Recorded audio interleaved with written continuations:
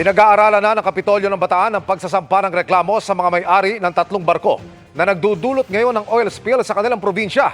Sa isang bayan, nag-boodle fight naman ng isda ang mga nagtitinda nito sa pag-asang maisalba ang kanilang kabuhayan.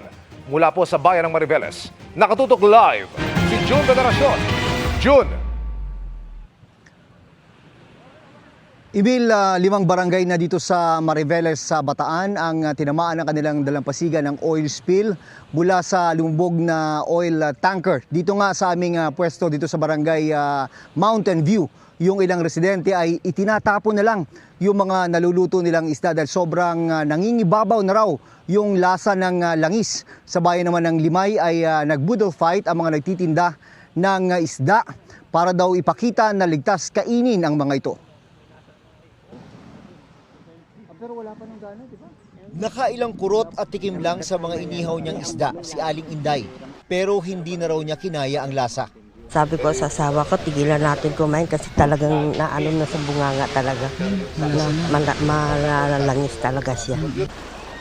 Hango ang mga isda sa dagat ng Mariveles, Bataan, kung saan nakalubog pa rin ang oil tanker na MTKR Jason Bradley malapit sa dalampasigan.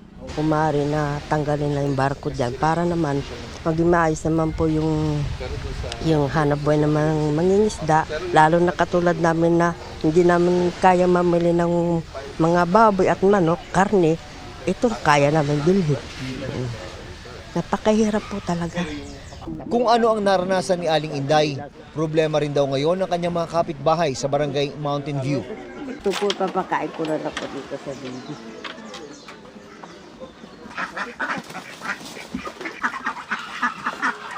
Ang mga mangingisdang ito, nakakaapat na nalatag ng lambat ng aming abutan. Tsamba lang kami ng bangos, ayos na. Pero wala ni isang isda silang nalambat. Puro basura na nakukuha. Alam mo huli isda, puro dumi. Isa na marami kami nahuhuli. Ito nangyari ito, nalubog dito yung ano. Kaya isa wala kami nahuli. Malayo po yung isda. Bukod sa barangay Mountain View, tinamaan na rin ng oil spill ang barangay Cabcabin, Townsite, Lucanin at Batangas 2. Sa Mariveles, Bataan din nakasadsad ang MV Merola 1 na minomonitor dahil baka may makitang bakas ng langis sa tubig. Sa bayan naman ng Limay, nag-boodle fight ang mga nagtitinda ng isda sa palengke. Kailangan daw nila itong gawin dahil bagsak ang kanilang kita, dala ng takot na baka kontaminado na langis ang kanilang paninda. Huwag po kayong matakot kumain ng isda, ligtas po ang isda sa Limay. Kaya lahat po ng mga taga-Limay, bumalik na po kayo sa pamimili rito. Nasa Limay ang ground zero kung saan lumubog ang oil tanker na MTKR Terra Nova na may kargang 1.4 million liters ng industrial fuel. 2 linggo pa bago masimula ang paghigop ng langis dahil kailangan palitan ng metal capping ang canvas na pinantapal sa mga valve ng barko.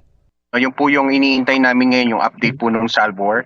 If they are done with the sealing and capping po nitong mga valves natin, they will be submitting their reports. We will base po dun sa report na yon if we will going to proceed on the siphoning process.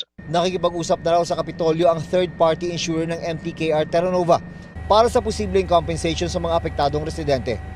Pero hindi rin isinasatabi ng provincial government ang posibilidad ng pagsasampa ng kaso laban sa mga may-ari ng 3 na diskrasyang barko. Yung aming provincial legal office, kasalukuyan nilang pinag-aaralan kung ano yung mga basehan para po mag-file pa ng legal case. Alang-alang sa kababayan namin at siyempre sa kalikasan natin dito po sa Manila Bay. Ayon sa Philippine Coast Guard, kapag natapos na yung oil recovery operation sa 3 barko ay doon na nila bibigyan ng prioridad yung pagtukoy kung sino-sino ang dapat managot. Emil. Maraming salamat, June Veneracion.